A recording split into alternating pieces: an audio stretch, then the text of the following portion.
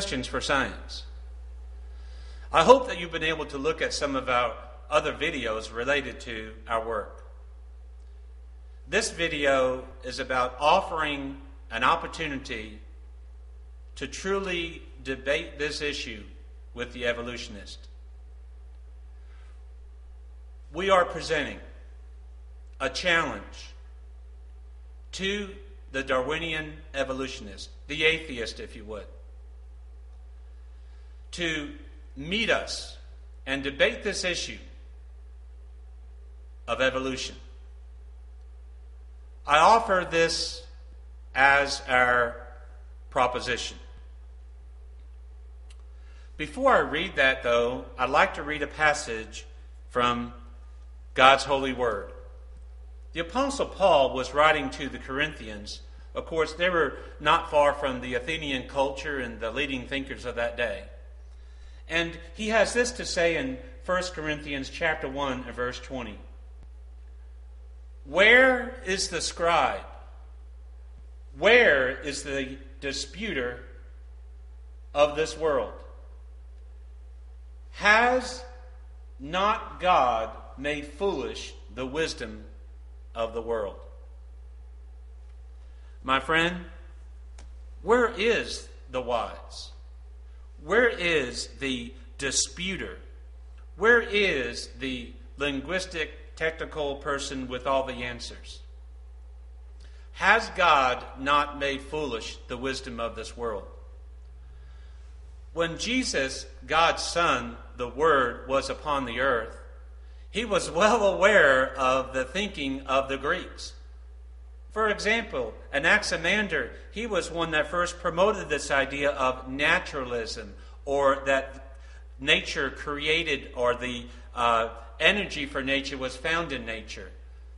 Evolution didn't begin with Charles Darwin. Charles Darwin was the Johnny-come-lately. Charles Darwin rode a wave of anti-Christian sentiment. And that sentiment had to do with dispelling the notion of God, dishonoring God's authority of His Word. Of course, at that time, theologians were quickly allowing themselves to agree to a higher critical view of the Bible. And so from that point forward, the defense of the Christian faith was weakened in a very great way.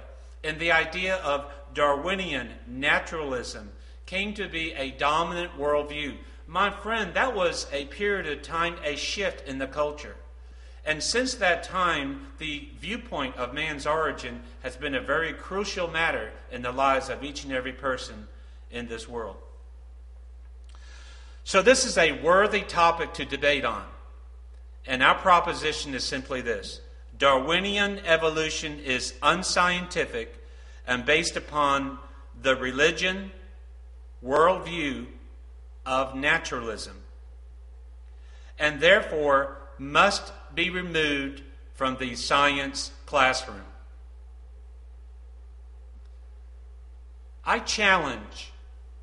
We challenge. God's Word offers a challenge to those so quick to hinder the truth of God, so quick to dishonor what they see in the world around them as evidence of a designer, so quick to castigate and make fun of and mock the Christian and the Christian worldview. I challenge you to a written debate. Will you not contact us and engage us in debate? For those that are interested, we started right here, and we began an effort to defend the Christian worldview. We went to the Board of Education here in Carroll County, Georgia.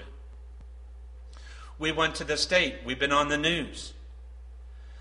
I myself have the privilege of becoming part of the science team for the Next Generation Science Standard Review effort for the state of Georgia. I had the opportunity to challenge my fellow members to confront the teaching of evolution in the new standards.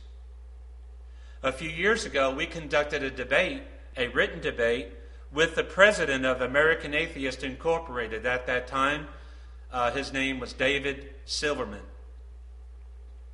Also, in this new effort, we contacted Dr. Ralph Cicerone, the head of the national the NRC. The NRC and other organizations are behind the framework document.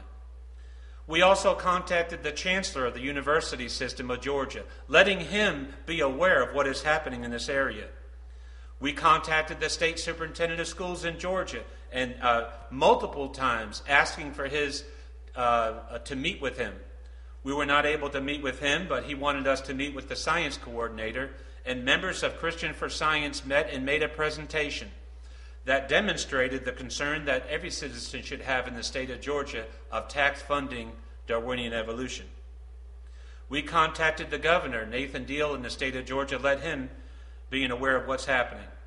The reason why we contacted some key people is these people who signed on for the next generation effort for the state of Georgia. And they bear some responsibility in seeing that this work is done in a transparent and open manner.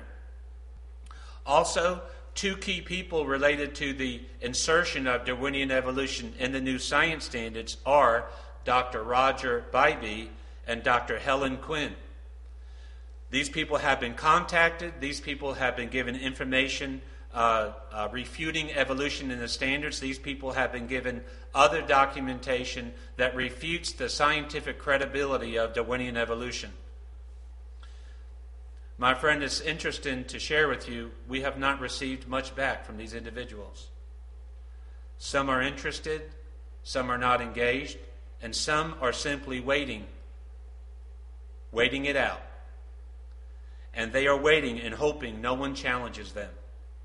My friend, whether you are the president of the National Research Council, you are involved in the Carnegie Foundation, you are the president of AAAS, that's the American Association of Advancement of Science, whether you are the president of the National Science Foundation, whether you are the head of the National Science Teachers Association, or you are the head of the humanistic organization, the National Education Association, we offer this challenge to you.